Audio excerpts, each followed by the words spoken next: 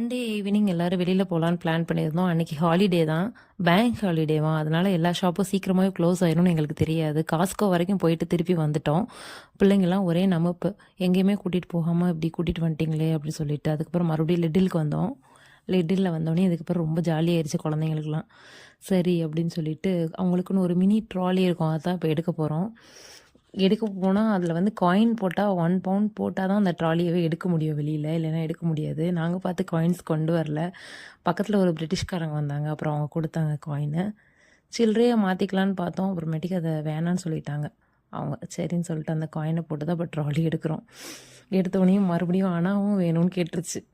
அணாவும் வேணும்னு கேட்கவும் அதுக்கப்புறம் இன்னொரு ட்ராலி எடுக்கிறதுக்கு என்ன பண்ணுறது அப்படின்னு சொல்லி அப்புறம் கடையில் போய் சேஞ்ச் மாற்றிட்டு வந்து அதுக்கப்புறம் எடுத்தோம். ஆளுக்கு ஒரு ட்ராலி எடுத்து கொடுத்தா தான் சந்தோஷமும் வந்துச்சு. இன்னும் அழுதுகிட்டே தான் வந்தேன். எடுத்து கொடுத்ததுக்கப்புறம், இல்லை என்னால் தள்ள முடியாது, எனக்கு பயமாக இருக்குது அப்படி சொல்லிட்டு வந்தேன். பயந்து பயந்து தான் தள்ளிட்டு போனால் பார்க்கும்போது எனக்கே சிரிப்பாக வந்தது. இவங்க சைஸுக்கெலாம் ட்ராலியா அப்படி சொல்லிட்டு. அப்புறம் போக போக அவளே தள்ளிட்டு போயிட்டான்.